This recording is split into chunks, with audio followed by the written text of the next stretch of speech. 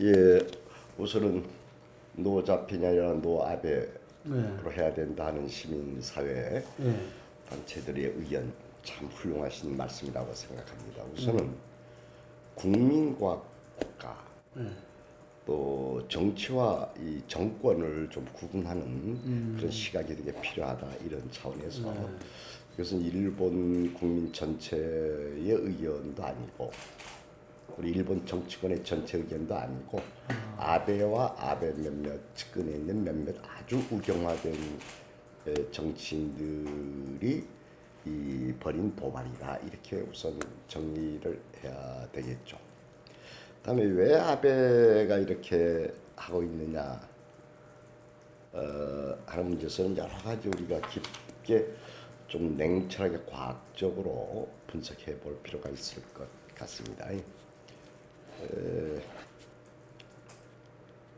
제가 본래 동경대학문학부에서 일본의 우익의 조선 침략 문제를 가지고 석사 박사를 했던 사람입니다. 그래서 일본의 우익의 이 정신적 그 상태를 잘 남들보다 일본 사람들보다도 잘 알 수가 있죠. 이게 아베라는 분의 아베 총리의 그 정신 세계가 뭔가 이것을 한번 분석해 볼 필요가 있는데 이 사람은 대일본 제국 제국의 부활을 꿈꾸는 사람이다라고 일단 정치인이다라고 이 규정하면 좋을 것 같고 그런 의미에서 이 대일본주의자라고 하는 위기 범주 속에 넣을 수 있는 정치인이다 이렇게 생각하면 될 거예요. 네. 이 얘기는 뭔가 하니까 일본 위기 두 가지 경향이 있는데 부류가 있는데 하나는 대아시아주의라는 게 있습니다. 아시아가 우리의 뿌리고 아시아로 나가 진출해야 된다 이게 있고 대일본주의라고 하게 되면 일본주의라고 하게 되면은 일본 자체가 우주의 중심이다. 우주의 중심이다. 이게 일본에서 전 세계를 보는 시각이죠. 그런 의미에서 이 대일본주의자의 전형이 아닌가 하는 생각을 갖고 있습니다. 예. 아베가요. 아베가. 네. 그래서 처음에 우리 한국에서 저도 이게 단순한 자국 정치용인가라고만 생각하는 경향이 있었죠. 참여선거 처음에 그런 말이 위해서. 많았죠. 네. 그게 아니고 거대한 세계 전략 속에서 아베와 그 주변의 집단이 하나 둘씩 큰 프로젝트 하에서 움직이고 있다. 이렇게 정리해야 될 것 같아요. 예상 문제가 아니네요. 예, 예, 지금 그는 이제 우리가 지금 세계가 탈냉전 아닙니까? 이게 냉탈냉전 이후의 세계 질서는 아직 확정되지 않아서 요동치고 있지요. 그러면서 이제 중국은 위대한 중국 민족의 부흥을 이제 내걸고 있죠. 그러면서 또 미국은 미국 우선주의 트럼프에 의해서 나오고 있고, 유럽은 지금 뭐 갈팡질팡하지만은 유럽연합 이걸 내세우고 있고, 여기에서 이제 일본도 이제 나름대로 그림을 그리는 것이 있다. 특히 아베에 의해서. 아베로서는 아베 그 집단으로서는 우선은 평화헌법 개정, 다음에 군사대국화 이것을 그런 걸 꿈을 갖고 있죠. 그걸 또 정치 이슈로 이제 제시했고, 이때에 활용되는 게 이제 북한 위협론이었어요. 옛날에 오래전에 북한 위협론 가지고 일본은 군사대국화해야 된다. 평화법 개정해야 된다. 이런 식의 입장에서 접근하다가 이제 한반도의 평화 지대화가 이제 또 평화 분위기가 무르익고 있으니까 한국까지 끼워 넣어서 한민족 위협론을 내세우고 있는 게 아니냐. 아, 북한에 이어서 남한까지 예, 포함시켜서. 한민족 위협론이에요. 아, 여기에서 아베의 그 대세계 전략이 작동하고 있다라고 생각이 됩니다. 그래서 아베 총리나 아베 주변 사람들이 이번 수출 규제 이번에 이 다음에 화이트 리스트에서 제외하는 그 이유에 대해서 갈팡질팡하고 있어요. 그러니까요. 오락가락 어떤 때는 음. 뭐 대법원 판결에 대한 그 때문에 이렇게 했다. 위안부 합의 파기 문제 때문에 그랬다 했다가 요거는 또 뭐 자기네 전략 물자들이 북한을 건너가고 있다 이런 것을 또 명분으로 삼아서 화이트 리스트에서 배제한다. 뭐 이렇게 왔다 갔다 해서 뭐가 갈피 못 잡는데 아까 일본의 대세계 전략 틀에서 보게 되면 전부 이해가 될 것이다. 이렇게 명분은 몇 가지 갖다 붙이고 있다 이렇게 생각을 하고 있습니다. 일단은 그 문제는 그 일본 자민당 측이 우리한테 아주 결례를 범했죠. 우리가 이제 국회 방문단으로 일본을 방문했고 물론 저희들은 뭐 자민당 의원들 자주 만났어요. 이란 의원연맹 쪽에 많은 자민당 의원들이 건물들이 나와서 했는데 그 이란 의원연맹의 이제 오찬 간담회가 끝난 다음에 그 다음에 각 당을 끝난 뒤 1박 2일에 걸쳐서 각 당을 방문하기로 돼 있었어요. 여야당, 공영당, 입헌민주당, 국민민주당 그리고 이제 자민당도 이제 방문하기로 돼 있는데 자민당 약속이 잡혔었어요.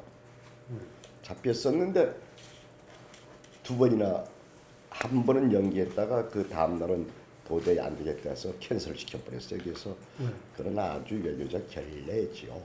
그래서 거기에서 당연히 이렇게 외교적 결례하지 말아라 이렇게 좀 질타를 했고 또 하나는 이제 얘기했죠. 우리가 지금 국을 하러 온 게 우리가 거지냐 국을 외교하러 온 게 아니다. 우리의 뜻을 전달해주기 위해서 왔는데 이럴 수가 있느냐 뭐 이런 식으로 얘기를 했고 그래서 이제 우리가 거지냐 우리가 국을 외교하러 온 줄 아냐. 그런데 충분히 전달했어요. 백색 국가에서 제외해야 된다. 제외하는 게 안 된다. 철회를 요구했고 만일에 그렇게 강행된다고 하면은 모든 사태의 책임은 파고로 치달았을 때 사태 책임은 일본이 져야 된다고 엄중하게 경고를 했습니다. 그리고 하나는 경고했고 또 하나는 빨리 외교 테이블 협상 테이블에 와서 외교적으로 풀라. 이게 양국 국민과 양국 국가를 위해서 좋은 것이다. 이 얘기도 이런 조언도 해줬고 그렇습니다. 예. 근데 그러니까 일본 의회 분위기는 어떻습니까? 첫째 하나는 공산당 빼놓고는 여야가 다 같이 1965년 한일협정 체제가 깨져서는 안 된다. 그는 공이 똑같은 입장이에요. 그 얘기는 배보상 문제는 한국이 해야 된다 하는 입장이고 단 하나 경제 보복 조치에 대해서는 여야 관계없이 자민당의 많은 의원들도 잘못되었다라고 하는 입장을 갖고 있어요. 이제 본격적으로 야당에서는 강하게 그 문제를 아베 의회에서 아베 정권에 문제 제기하겠다. 그거는 여야가 거의 비슷한 의견이었어요. 경제보건 잘못됐다. 배보상은 한국 해야 된다. 이 두 가지. 그러니까 배보상 문제에 대해서는 우리하고 입장이 다르고 경제보복에 대해서는 입장이 같았다. 이것이 아마 이번 갔다 온 성과물로 파악한 거예요. 그러니까 1965년도 한일 협정이라고 하는 첫 단추가 잘못 끼어졌다. 애매모호하게 자의적으로 해석할 수 있는 문구를 넣어버렸습니다. 그게 바로 이미 한국의 일본의 한국 지배는 이미 무효다라고 하는 그 문장인데 이게 자의적으로 해석하게끔 돼버린 게 당시에도 문제됐던 겁니다. 그리고 이것도 무슨 자기들이 사과 이야기는 하나도 없고 없고 예 신약에 그렇습니다. 대한 불법인 것도 인정도 안 하고. 그것도 있을 뿐만 아니고 또 하나는 임의라는 시점. 아 이미.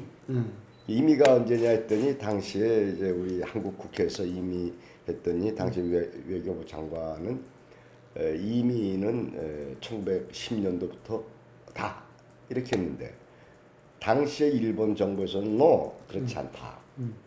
1941년도 대한민국이 수립돼서부터 무효다.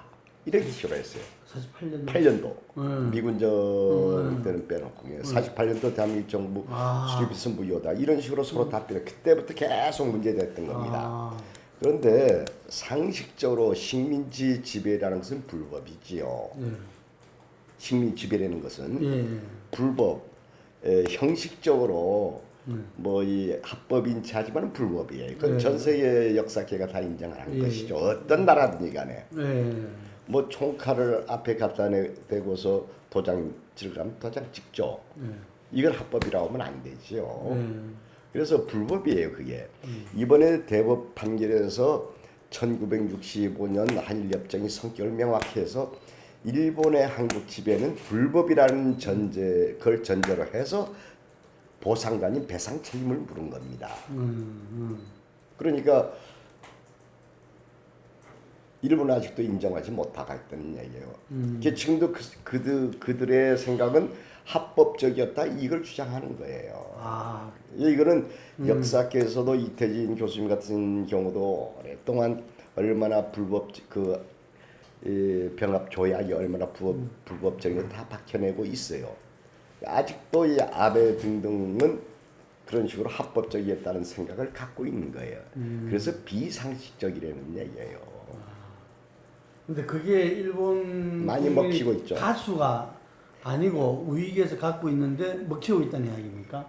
저는 일본의 대부분의 상식적인 사람들은 믿지 않고 있는데 아주 이 우경화된 일본 국민들은 아직도 그 합법이라고 생각하는 사람이 있을 것 같아요. 그러나 상식이라는 것은 전 세계 식민지 지배는 전부 불법이에요.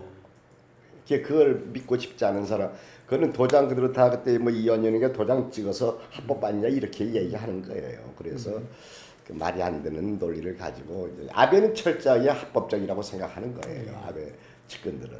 예, 그런 것도 이제 일본의 천황제에 그거하고 직결되어 있는 부분이 있습니다. 그것도 그렇고 한국 일제 한국 지배 문제도 그렇고 태평양 전쟁 도발 문제도 그렇고 위안부 문제도 좀 그렇고 군 통수권자가 천황이었기 때문에 이 천황이 책임 있는 거 아니냐 뭐 이런 식의 말로 하는데 구분하지요.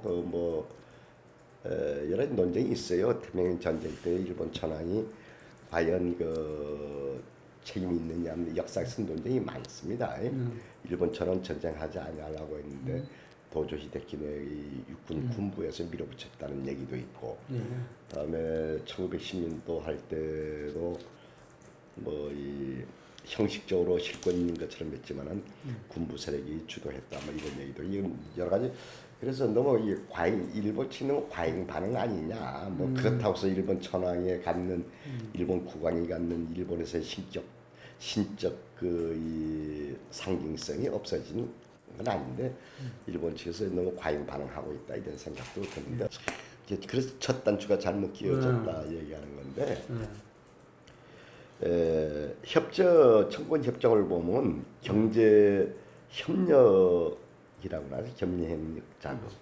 또 심지어는 당시에 일본 정부에서는 일본 국회에 가서 독립 축하금이라는 이런 용어도 써요. 경제 협력 자금인데 앞뒤가 안 맞는 문장 쫙 갖다가 제일 마지막에 모든 국가와 개인의 청구는 다 끝났다. 그거 있더라고요. 그런 걸 해놨어요. 그러니까 이게 문맥이 안 통해요. 그렇게 엉터리 협정을 맺어버린 거예요. 그러니까 또 서로 알면서 그렇게 장난들 쳤어요. 그 이동원 씨 그때 당시 외무부 장관인 이동원 씨의 그 회고록에 보면 그게 나와요. 뭐 어디서 식사하다가 임이라는 말을 놓고 뭐 해서 뭐 이런 식으로 서로가 그냥 각각 해석하자, 자기가 해석하자 뭐 이런 식으로 했던 구절이 나와요. 그런 식으로 양국 국민을 가지고 장난을 쳤다 이렇게 해서 이번에 몇십 년 지났지만은 이번에 대법 판결로 인해서 이제 명확히 해놨다. 이가 하나. 두 번, 그 다음에 중요한 거는 말이죠. 근대법은 말이죠. 개인의 인권을 최고의 가치로 삼습니다. 개인의 자유와 인권을 부정하는 법은 악법에서 법이 아니라고 규정을 합니다. 우리는 전체주의 시대 때는 인권과 개인의 자유와 인권도 실정법에 의해서 누릴 수 있다.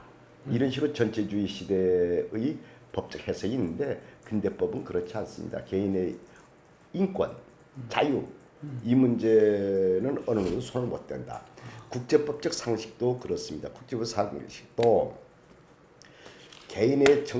국가는 개인의 외교 보호권을 방기할 수 있다. 개인이 일본에 대해서 요구할 수 있는 것을 뭐 포기하고 실제로 국가가 나서서 이 개인의 이익을 위해서 해주는 게 국가의 의무인데 그걸 외교 보호권을 포기할 수 있다. 국가는. 그러나 개인의 그 권리는 영원하다. 이게 국제법적 상식입니다. 그래서 그리고 이번에 더 중요한 것은 개인이 일본 기업에 대해서 배상 요구를 한 겁니다. 그렇죠. 개인이 일본 국가에 대해서 한 게 아니에요. 사용자는 일본 기업이에요.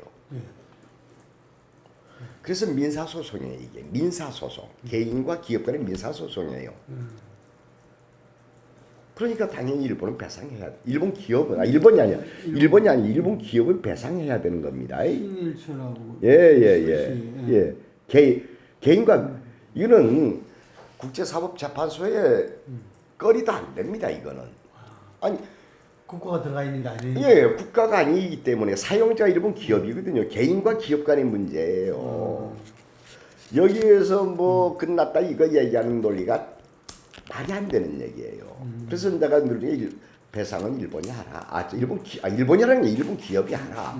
우리가 개인이 일본 국가를 상대로 했으면은 여러 가지 법적 해석이 있을 수가 있어요. 이 정부 협정에 의해서. 이거는 민간 기업이기 때문에 이거는 협정이 안 된다. 대상이 안 된다. 이 얘기예요. 좀 구분해 줬으면 좋겠고요. 그리고 또 하나 좀 우리가 알아야 될 게 하나 있습니다.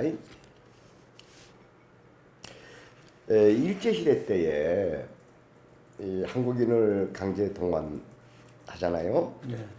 이 강제라는 개념, 어떤 동원했다고 합시다. 강제라는 용어 속에는 이건 법적 용어는 아닙니다만은 강제라는 용어 속에는 법적인 강제도 있고 법적인 강제는 뭐냐? 징용, 징병은 법적인 강제입니다. 징용과 징병은 예? 강제라는 개념 속에는.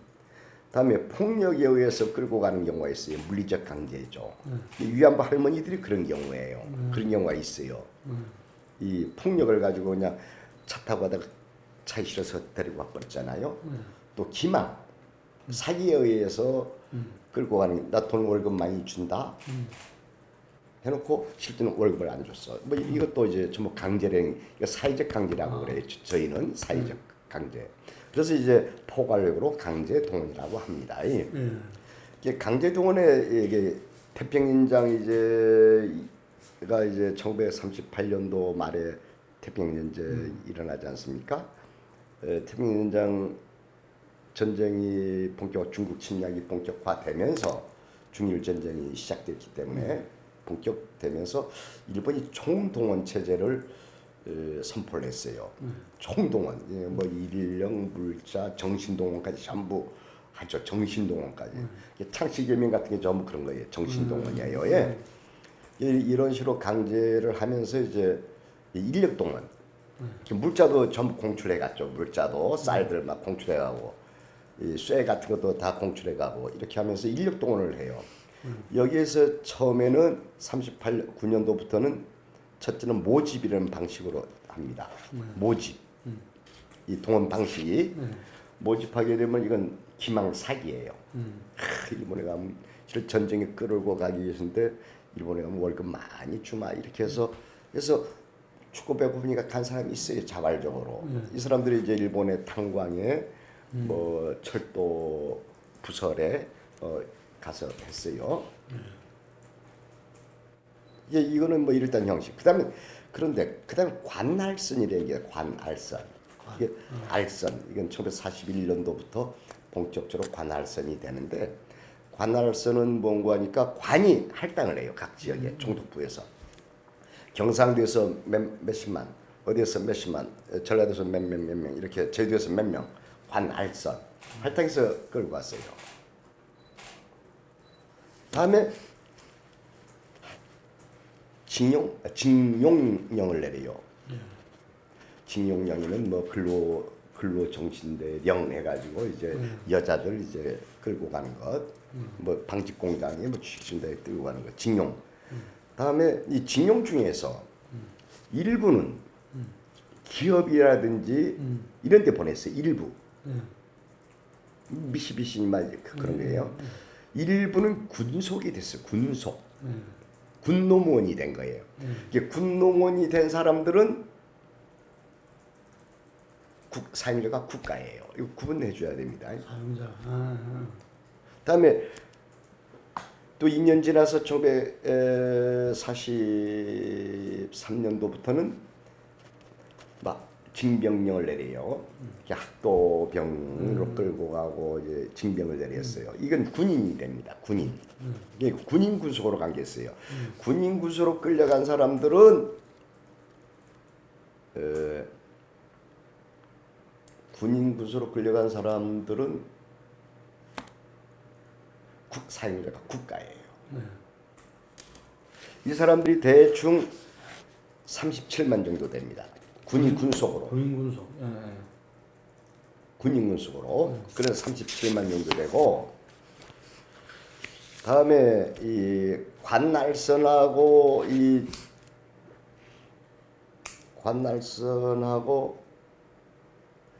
일반 회사에 아까 기업으로 끌려간 사람들이 지금 숫자가 지금 뭐 정확히 나와있는데 뭐 14만이라는 얘기도 있고 14만 얘기도 있고 여러 가지 숫자가 지금 통계가 정확히 안 나와요. 자, 그래서 이 구분해 봐줘야 되는 게 문제는 이제 그 국가가 사용자인 경우에는 국제법적으로 좀 이 논쟁이 있을 거예요. 그죠?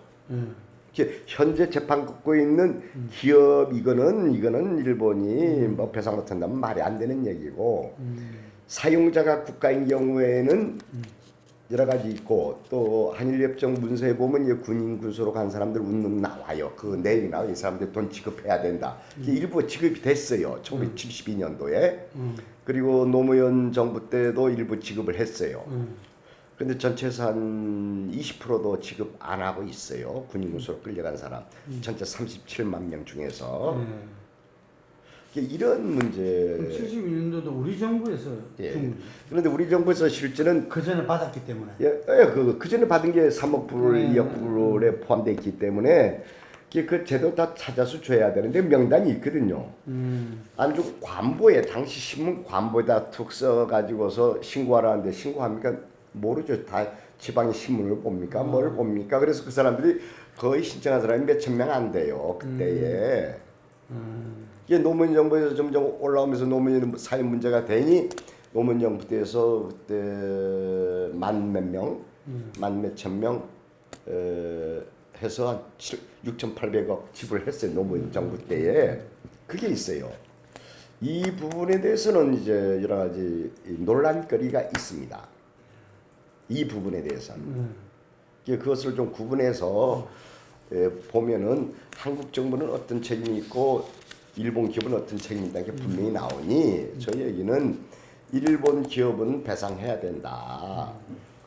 그게 지금 구분이 안 되고 같이 이야기가 막대. 그러면 그러니까 노무현 정부에서는 인정했다. 그래요. 그래서 그러니까 준거 아니에요? 이렇게. 그러니까 이 기자분들 왔을 때 이런 일을 자꾸 해주는데 잘 내용을 몰라서 오히려 이번에 하는 거는 큰 의미가 있을지 몰라. 그걸 좀 구분해줘서 매듭 지어주면서 해줘야지 사용자가 누구냐가 아주 중요하다 그러니까 이거예요. 저 강제 우리 기업의 개인과 기업 간의 그건 전혀 틀린 차원이기 때문에 여기서 일본 기업들도 옛날에 돈 내겠다고 했었어요. 했었는데 그냥 야베 정권이 못하게 막아내고 있죠. 저기 이 문제에 대해서 우선은 제가 분명히 아까 처음 얘기드렸죠. 일본 기업은 한국 개인에 대해서 배상해야 된다. 대법원 판결이에요. 해야 됩니다. 그 사람들이 요구하는 건 그겁니다. 그때 퇴직금을 월급을 못 받았어요. 월급을. 그러니까 뭐 쓸 일 없잖아요. 그래서 저축을 해놨어요. 그때 노무자들이 가서 기업에 저축했어요. 퇴직금도 못 받았어요. 또 일본은 연금제가 잘 된 연금도 지금도 못 받았어요. 거기서 돈 달라는 게 이번에 재판 걸은 거거든요. 우선은 이제 그렇게 정리를 해야 되고 군속 이 문제에 대해서는 뭐 배상 보상 이런 개념보다도 어떻게 지원책 내지 격려 차원의 대책을 한국 정부도 마련해야 됩니다. 어쨌든 3억 받은 속에는 분명히 그 돈이 일부 들어가 있어요. 그렇죠. 왜냐면 당시에 군인군속 사망 당시에 박정희 때에 군인군속 뭐 사망자 얼마 부상자 얼마 돈을 지급했던 적이 있어요. 현재 이 37만 명에 달하는 군인 군속 부분에 대해서 우리는 어떻게 할까? 라는 거예요. 다음에 군인 군속 말고 아까 거기서 군속 징용 당해가지고 군소로 된 거, 기업 가서 군소로 된 거니까 포함됐군요. 이 그거는 부분 이제 우리 정부가 주체가 돼서 이거는 풀어야 된다는 거죠. 예, 저는 그렇게 생각해요. 그래서 이제 시민사회 단체하고 여러 가지 민변 쪽들하고 해서 다음 주 월요일 날 천정배 의원실에서 이번 법안을 제출을 하려고 해요. 그래서 이제 그게 이제 2+1 아니에요. 2+1. 그런데 2+1을 애매모호하게 생각하고 있는데 그렇지 않아요. 처음에 2+2 안이 있어요. 2+2 안. 제일 좋은 거죠. 한국 정부, 일본 정부, 일본 기업, 한국 기업. 이 해야 되는데 일본 정부는 응할 리가 없죠. 일본 정부는 돈을 줬다 이거죠. 하다가 안 되면 1+2라도 하자. 한국 정부. 이때에 제가 얘기하는 이 정부는 바로 아까 얘기한 그 부분이에요. 군인 군속에 대해서 한국 정부가 지원 내지 위로 사업을 해야 된다. 이거는 그 아까 말한 기업을 사용자로 한 부분은 정부가 할 필요가 없고 예. 군인 군속 부분만. 예. 그리고 일본 기업, 한국 기업 이 부분은 그 성금으로 성금이 차원에서 돈 내놓을 수 있으면 내놔야 된다. 뭐 포스코니 뭐 많이들 있지 않습니까? 도로공사니 뭐니. 당시에 16개 회사가 만들어졌기 때문에 이런 데서 이제 참여하라. 이게 그다음에 이게 한국 기업이 성금을 내놓으라. 그다음에 기업 하나가 성금으로 해야 되겠죠. 강제를 성금 강제는 못 하고 성금으로 내놔서 하고 그다음에 일본 기업은 배상하라. 그 사람들에게. 한국 기업은 성금이고 일본 기업은 배상이고. 예. 그러니까 아까 민간 아까 그거에 대한 배상하라 이 얘기예요. 그러니까 그게 문구들에서 2+1을 하는데 이렇게 딱 내용을 정리해 주는 거예요. 이것도 잘들 모르는 거 있는 것 같더라고. 제가 제시한 해법은 그거예요. 예. 그러니까 지금 이거를 천정배 의원실에서 지금 발의한다는 겁니까? 예, 월요일 날 공동으로들 오래전에 준비해 놓은 게 있어요. 그 시민사회 단체하고 피해자 단체하고. 그래서 저희는 이제 뭐 독일에 그 기업 정의 재단이 있죠. 나치의 피해자들 그것처럼 한국도 뭐 화해 평화 재단이라도 좋고 이런 식으로 해서 그 군인군 속 그분들에 대해서 위로 사업 내지는 지원 사업을 해야 된다 이런 식의 생각이죠. 그럼 이제 국가 예산이 들어가야 되니까 특별법을 만들어야 됩니다. 현실적으로 바로 잡을 수 없습니다. 현실적으로 55년, 1965년 이후에 지금 50년 이상 된 체제, 한일 관계 체제를 완전 부정하는 게 되거든요. 만일에 뭐 한일 간의 국교가 단절된다가 이렇게 하면 지금 뭐 이거 백지화시킬 수 있는데 한일 관계가 유지되는 이 체제를 부정하면은 문제가 커지죠. 그러니까 그 얘기는 일본의 사회적 성숙한 시민사회 될 때까지 기다리는 수밖에 없어요. 절대 그것 자체를 이제 명확히 하기에는 좀 난망이다. 기대하기 어렵다 일본어를. 지금 반일에서 그 길로 가야 된다 이러는데 어쨌든 여러 가지 스펙트럼이 다양한 것 같아요 지금. 예, 역사는 완벽한 게 없잖아요. 이게 완벽하지 않으면서도 지금까지 왔다는 걸 전제로 해나가면서 하나 둘씩 고쳐나가야 된다 이렇게 생각해요. 저는 이 부분에 대해서 첫째는 우리의 목재에 살금슬금 목재에 나오는 꼼수인가라는 느낌도 하나 있어요. 하나씩 하면서 이 모가지를 잡아서 한꺼번에 치지 않고 조금 사람들은 지금 세계적 차원이니까. 예. 그럴 수도 있고 두 번째는 이게 우리의 대응 태도를 보면서 하나 둘씩 해나가는 그런 꼼수인가. 무슨 태도? 꼼수 우리의 대응 태도를 보면서 대응하겠다는 꼼수인가 이렇게 생각할 때도 있고 두 번째는 일본 내에서 워낙 반발이 많습니다. 이 경제 보복에 대해서는.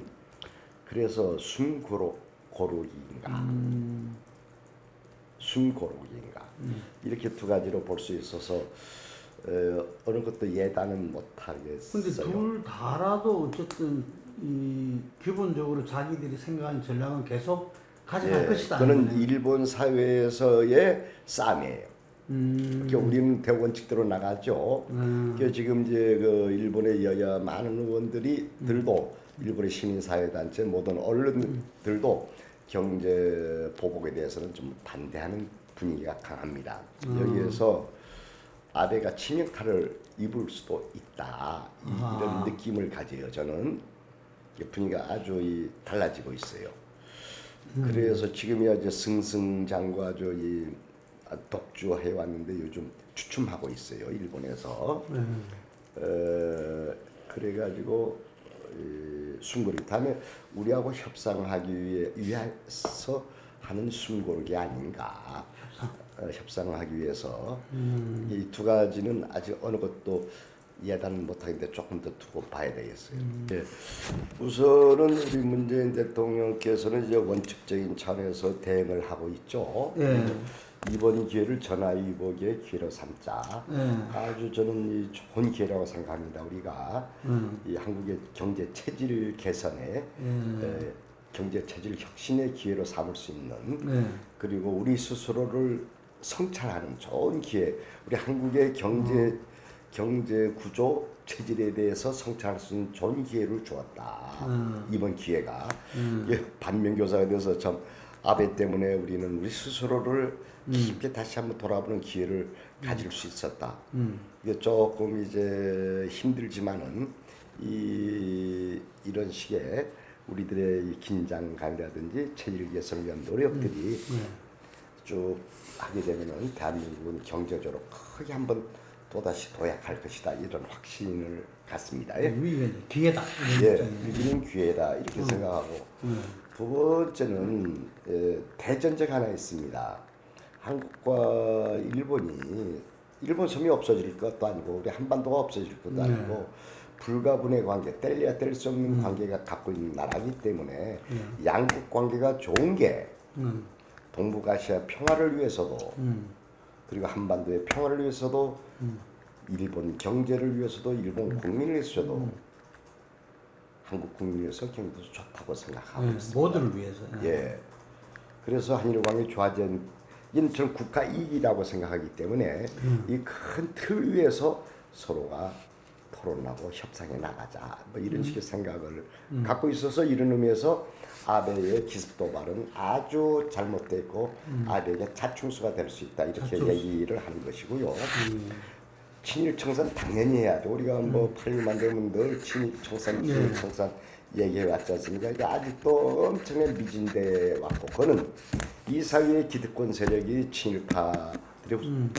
친일파 세력들에 의해서 대한민국의 해방 이후 광복 이후에 대한민국 권력은 친일파들의 사회적 지도자 정책 지도자가 되는 속에서 친일 청산이 되게 지지부진했고 아직도 많이 남아있다. 그래도 민주화가 되면서 친일 청산 문제가 많이 얘기되고 있고 뭐 친일파 법적으로 뭐 친일파도 이제 이 규정해놨고 사전도 나오고 이렇게 되고 있지 않습니까? 근데 계속 이거는 계속해도 조금 더 이 부족함이 없다 이렇게 생각을 하고요. 다음에 아까 참 우리 대한민국 시민들 국민들 되게 성숙해 있지 않습니까? 그러니까 이제 그걸 나 일본 사람들을 보고 얘기하는데 일본 정치인들 우리는 시민혁명을 몇 차례 일으킨 민족이다. 일본은 한 번도 시민혁명이 없었지 않느냐. 전쟁을 했지만 시민혁명이 없었다. 최근에 촛불혁명 보라 뭐 이런 얘기를 하는데 그렇게 대한민국 국민 한국민족 간단하지 않다. 이렇게 계속 그들 보고 한국 역사 제대로 공부하라 경고를 해주고 있습니다. 위대한 국민을 갖고 있습니다. 그런데 정부라든지 지자체라든지 정치권이 괜히 그 선전선동적 정치 쇼들 하지 말라. 해가지고 우리 순수한 시민운동에 찬물을 끼워줄 수가 있다. 많은 시민운동 하시는 분들이 그런 얘기를 해요. 너희들 좀 가만히 있어라. 우리를 뒤쫓아오라. 너희들이 우리를 이끌어 나가려고 하지 마라. 우리 순수성이 사라진다. 이런 식의 이 비판하는 분들이 많이 있어요. 그러니까 우리는 이 위대한 국민 시민들의 뒤쫓아가면서 정리를 해야지 우리가 앞장서서 끌고 가겠다는 생각은 버려야 된다 이거예요. 지자체에서 막 노노 재팬 운동을 막 전국적으로 그냥 얘가 나서서 막 하려고 하는. 그러면 시민들이 설 자리가 없어져요. 시민들이 설 자리가 없어지잖아요. 예? 그 정치 쇼죠. 지자체 나서 뭐.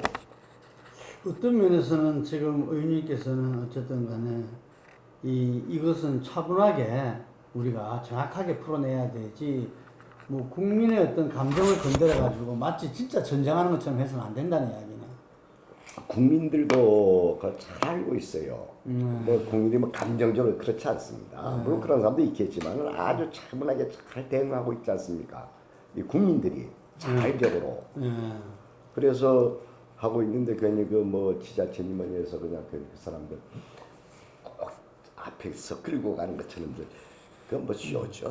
그런 쇼들 하지 말자. 좀 진정성 가지고 좀 이 문제 해결에 좀 나서야 되지 않느냐 하는 생각이에요.